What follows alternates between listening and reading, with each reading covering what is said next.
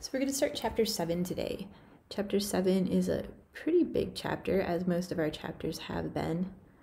We're going to start out with just talking about chemical equations in general, kind of reactants and products. It should be mostly a review for you. Balancing reactions, which should also be a review. And then types of reactions, eventually getting into stoichiometry and solutions towards the end of the chapter. So the first part, just some terms for us. A chemical reaction versus a chemical equation. So the chemical reaction is actually the process. A chemical reaction is really just another name for a chemical change, right? It's when atoms are going to rearrange, form, and break bonds between them, producing something different than what we started out with. Remember, a chemical change, the chemical identity of our ending product is different than the chemical identity of our starting product. So when we say reaction, we're actually talking about the process, what's actually happening. A chemical equation are the symbols that we write down on our paper to indicate a chemical reaction. We don't actually write reactions, we write equations to represent that reaction. So a chemical equation, right? This is our notation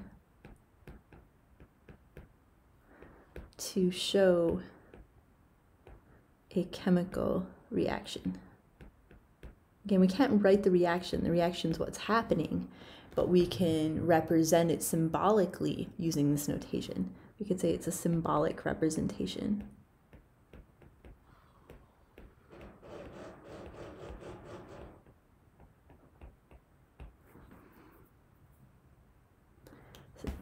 The kind of basic parts of our chemical equation, our starting material on the side. Our starting material is almost always going to be written on the left, and we call those guys reactants. And then I draw an arrow. Different types of arrows mean different things, but this is just our basic arrow. So reactants, showing that I'm forming my ending material called products, which I can spell really. So my reactants were my starting material. Remember, chemical change, what I'm getting is different than what I started out with, right? My chemical identity is different. Ending material.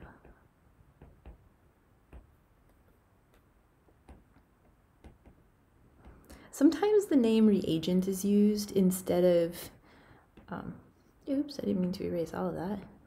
Sorry, guys. I just meant to put my parenthesis in the right spot. Reactants. Sometimes the word reagent is used instead of reactant. The two mean the same thing. You can honestly use whichever word you want. So reagents, reactants, the same thing. Typically, our reactants, our starting material is written on the left-hand side of our arrow, and then our products, our ending material, is written on the right-hand side of that arrow. So I'm sure you've seen chemical equations before, but just a general example for us. If I was to take iron, which is solid, so just a solid piece of iron, and then I'm going to add oxygen to it, which is a gas, and then that's going to produce iron 3 oxide, which is also solid. Basically, it's a rusty iron. We do need to balance our chemical equation. The next section is going to be on balancing, so we will review this. But our chemical equations do need to follow the law of mass conservation. So what that means for us is if I have 1 iron on my reactant side, I also have to have 1 iron on my product side. If I have 3 oxygen on my product side, then I need to have the same number of oxygen on my reactant side. And right now I don't. So I would say that this is unbalanced. So we can add coefficients, and I'll write all this down when we get to the section on balancing. I just want to balance this one because it seems weird to leave it wrong. So this 3 that I just put in front of oxygen is a coefficient. So it means I have 3 O2 molecules. That would give me 6 oxygen atoms total.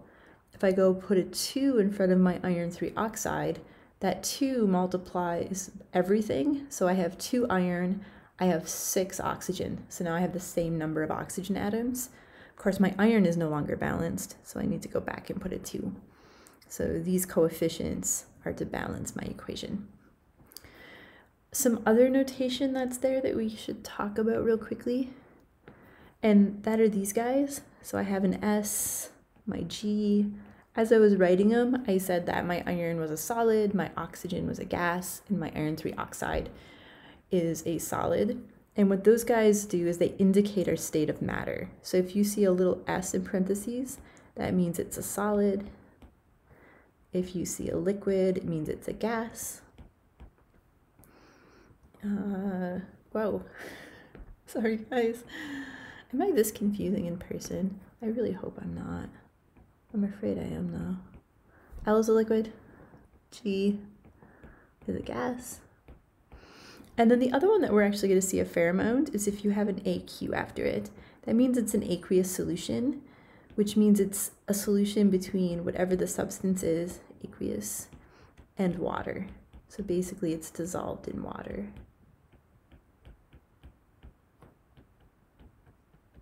Dissolved in water. So reactants are my starting material. We write them on the left. We have an arrow going to products because they're forming products. That's my ending material. We write them on the right. We do need to balance them, which we're going to talk about next. And then often states of matter are indicated. So S for solid, L for liquid, G for gas. AQ meaning it's an aqueous solution or dissolved in water. Our next section, I said I would do balancing equations. So balancing chemical equations.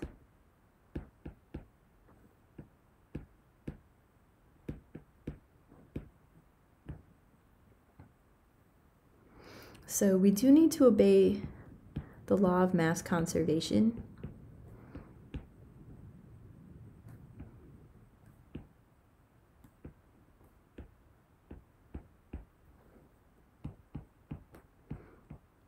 My stylus makes a lot of noise when I touch my screen. Sorry about that.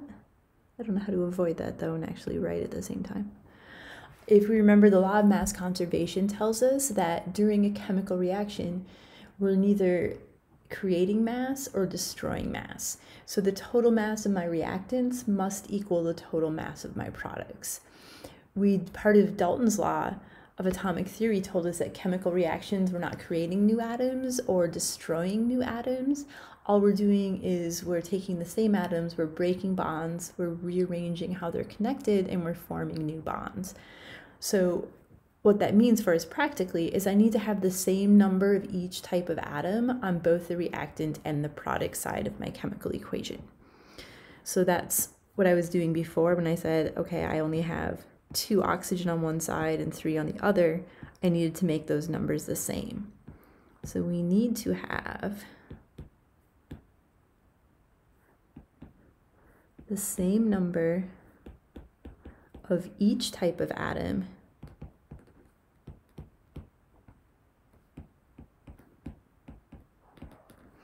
on both the reactant, right, my starting side, the left, and product side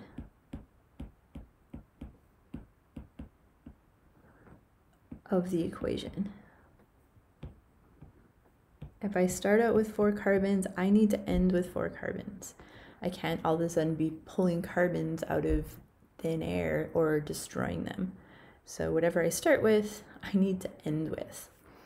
So what we do to balance them is we add coefficients.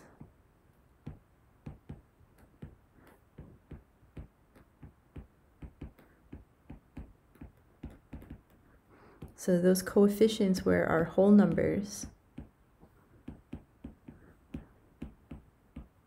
placed in front of an atom.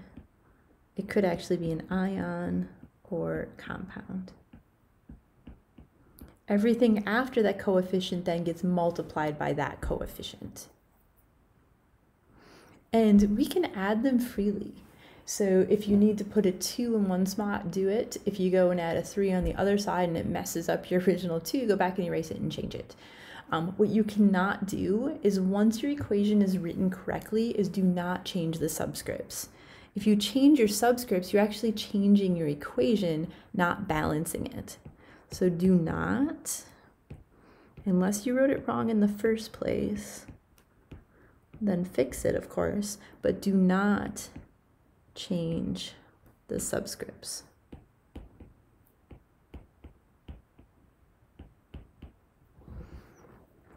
Not more underlines. I'd fit an exclamation part in here. I don't know if I can though. Yeah, I couldn't. I tried. It was worthy of trying. It's that important. No subscripts. That's what that says. So kind of an example of what I'm talking about. If I was to, I don't know, say hydrogen reacts with oxygen to produce water, right? So right now it's not balanced. On my reactant side, I have 2 hydrogens, I have 2 oxygens. On my product side, I have 2 hydrogen and only 1 oxygen, right? What you cannot do, we'll do it in red because it's going to be wrong, is I can't go and do that. Right now I have 2 of each, it's balanced, but this is no longer water anymore, not water, right? It's now hydrogen peroxide. I didn't want to change what was happening, I just want to balance it. So do not, big X's, do not do that. Once it's written correctly, do not change your subscripts, any of them. Otherwise, you're changing what it is, right? If I wanted to balance that equation, hydrogen plus oxygen going to water, right? What I'm going to do is I'm going to put a coefficient. Let's use a different color. I'm going to put a 2 in front of my water. When I do that, I end up with 4 hydrogen because everything after it gets multiplied by 2. So 2 times 2 gives me 4 hydrogen and then 2 oxygen. On my other side, right now I only have 2 hydrogen and 2 oxygen, so oxygen is balanced. Hydrogen, however, is not. So I'm going to go and I'm going to put a 2 in front of hydrogen. So 2 times 2 gives me 4 hydrogen, and it's now balanced. So we can add these coefficients, right, these whole numbers that go in front, but you cannot change your exponent or your coefficients. Once those coefficients are written correctly, right, once you have the correct chemical formula to represent what's happening, don't change it. Otherwise, all you're doing is messing up your equation in the first place, not balancing it. So a couple more examples for us. Some of them are tricky ones to write. Sometimes are combustion reactions. If you don't remember what a combustion reaction is, we will review it. It's going to be one of our 6 common types. But I'm going to do C3H8, and then I'm reacting it with oxygen. And if you do remember combustion from your chemistry past, what do you guys think our products are? If you don't remember, don't worry about it. You don't need to know the answer just yet. So hopefully some of you are thinking to yourself, carbon dioxide plus water. Those are actually always going to be my products when I take a carbon-based compound and react it with oxygen. So balancing this one, I'm going to make a little tally, and you don't necessarily have to do this. For more complicated ones, I tend to. After you get good at balancing though, you usually can just go back and forth and add your coefficients. So on my reactant side, I had 3 carbon, 8 hydrogen, and 2 oxygen. Then I'm going to my product side, I have 1 carbon, I have 2 hydrogen. I like to make my lists in the same order, so when I go across, since I have carbon first, hydrogen second, and oxygen last on my reactant side, I want the same order on my product side. I find that I goof up less if I just keep things in the same order. And then how many oxygen do I have? This one can be a little tricky. So 3, hopefully that's what you guys were thinking. I have 2 here, and then I have 1 here. So that gives me 3 oxygen total. That's one of the tricky things about combustion reactions is on the product side, those oxygen atoms are split between 2 things, 2 different compounds. So kind of a trick, it's not even really a trick, the order that I tend to balance combustion reactions in. So anytime I'm given a combustion reaction, I'm going to do carbon first, I'm going to do hydrogen second, And then I'm going to save oxygen to the last, the very last. Oxygen can be the trickiest one because it's split between two things. So if I balance oxygen first and then go to balance carbon, I'm just going to mess up oxygen. If I balance oxygen first and then go to balance hydrogen, I'm just going to mess up oxygen. So save it to the very end. So for combustion reactions, if you do it in this order, I promise it's going to be easier than if you don't. So carbon first. On my reactant side, I have 3 of them. On my product side, I only have 1, so I'm going to put a 3 in front of carbon dioxide. That's going to then give me 3 carbon, and then for oxygen, it's changing that too. So I have 3 times 2, that gives me 6, plus the 1 from water, so I have 7 oxygen now. I'm then going to do hydrogen next. So on my reactant side, I have 8. I only have 2 over here on my product side. So when I put a 4 in front of water, that's actually going to give me 8 hydrogen, right? 4 times 2 is 8. It did change my oxygen again, so we need to make sure we update that. So 3 times 2 for carbon dioxide is going to give me 6 oxygen. 4 times 1 for water is going to give me 4, so that's 10 oxygen total. So that becomes a 10. So now we can do oxygen. I have a 2 here. So whatever coefficient I put in front of my diatomic oxygen molecule, it's going to get multiplied by 2. So since I have 10 here, I want to put a 5 here, and that's going to give me 10 oxygen. It's always good to double check. Sometimes you'll add a coefficient in one spot and you'll have to go back and change a different coefficient. If you're not updating these lists, or if you're not making them, and I'm fine if you don't make them, always go back and check. So I'm going to check this. Let's pick a different color. So I have 3 carbon. If I go over here, I have 3 carbon. I have right here 8 hydrogen. If I go over here, I have 4 times 2, so that gives me 8 hydrogen. Here I have 5 times 2, so 10 oxygen. It's not 100, that's 10 oxygen. And then 3 times 2 is 6. We'll just go down here. And then 4 times 1 is 4, giving me a total of 10. Particularly for these bigger ones, it's always good to check your work.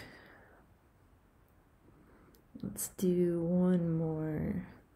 Actually, let's do one with polyatomic ions in it. So let's do calcium hydroxide plus, let's do phosphoric acid. Because I'm saying phosphoric acid, I'd actually put an AQ here.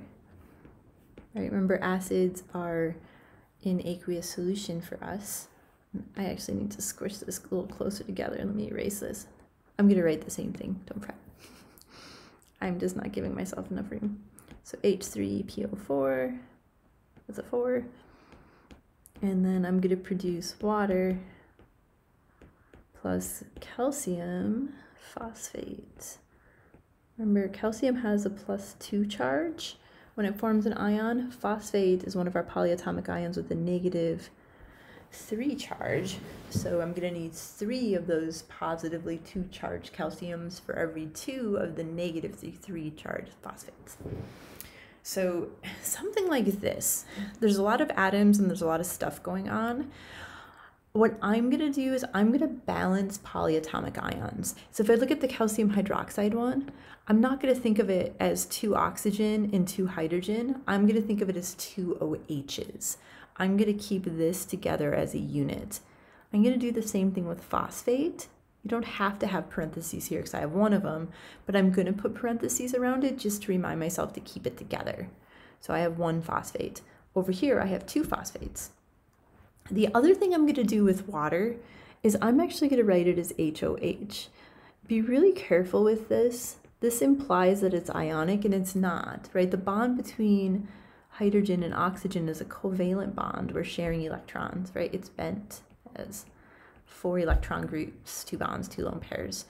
But for balancing purposes, I am going to think of it as H and OH. So this, for me, for balancing, is going to be the same as this over here, right? OHs. And then I'm not going to make a list. I'm just going to kind of go back and forth. So I probably should have used a different color. So let's start with OH since we're doing it. So I have 2 OH groups here. If I put a 2 in front of water, and later on we'll move it down here. It won't be a 1, but we'll move, growing pains, people. I'm gonna get this worked out, I promise. So that was an arrow. So later on I'll move it down there, but right now I'm just gonna put it up top. So 2, if we go back, 2 hydroxide ions here, and I'm gonna do 2 OHs. Again, they're not hydroxide when it's in water, but for balancing purposes, that's how I'm gonna think about it.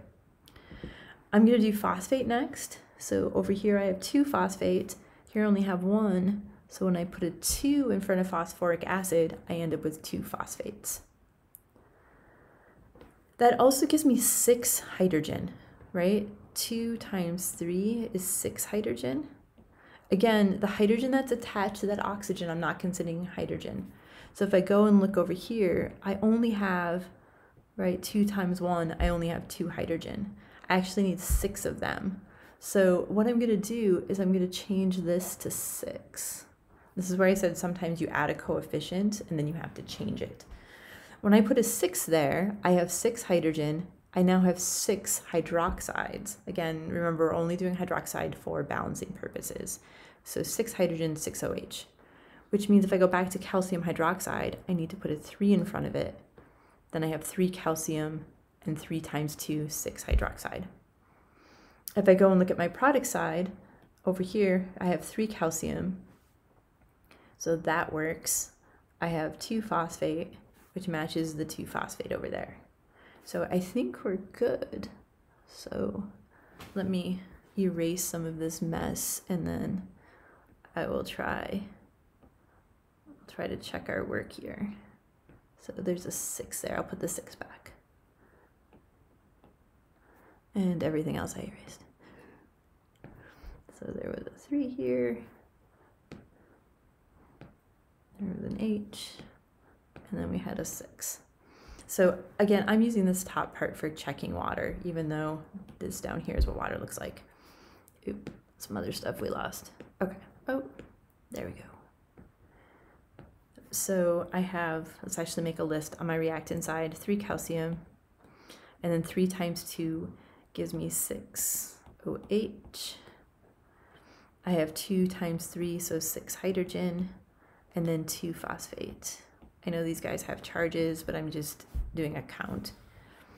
On my other side, let's do them in the same order. I have 3 calcium. I have this 6 in front of water is giving me 6 of those. It also gives me 6 of those, 6 hydrogen. And then down here, 2 phosphate. So these coefficients, 3, 2, 6, and then just a 1 here. You don't have to write the 1. I'm just writing it to point out that there's 1 of them.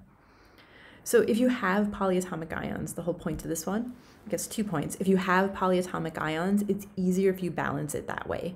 So over here, instead of saying I have 2 phosphorus atoms and 10 oxygen atoms and 12 hydrogen atoms, I'm saying 6 OHs, 2 PO4s.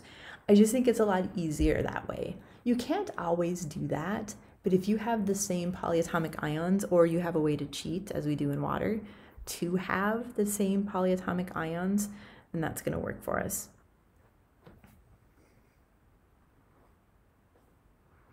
Let's just do one more, and then we'll move on to types of chemical reactions. So an example, how about dinitrogen? Ooh, let's do that. Let's actually write this one out in words, because it's good nomenclature practice, and I would totally do this to you. So dinitrogen,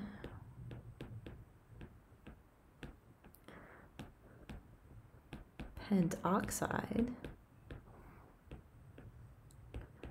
reacts with water, which I could write out as dihydrogen monoxide or monoxide, to produce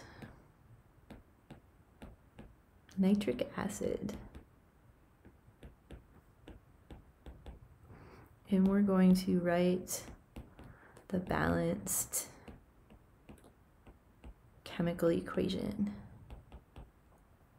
Again, our equation is the notation that we write down to represent our reaction. So dinitrogen pentoxide. So this one is covalent. Remember, if you see those prefixes, it's a covalent molecule. So the electrons between nitrogen and oxygen are shared between the two atoms. So nitrogen is an N, and then if it's dinitrogen, how many of those do I have? Good, 2. Oxide is oxygen, and if it's pent, how many do I have? 5. Good. And then I'm reacting with water. Water it being its common name, of course. And then producing, so I'm going to draw my arrow. And then nitric acid. So we do need to remember our rules for naming acids. So if it ended in ic acid, that meant the polyatomic ion, so I'm going to have an H, and then some sort of anion. That anion ended in 8. So nitric acid came from nitrate, which was NO3.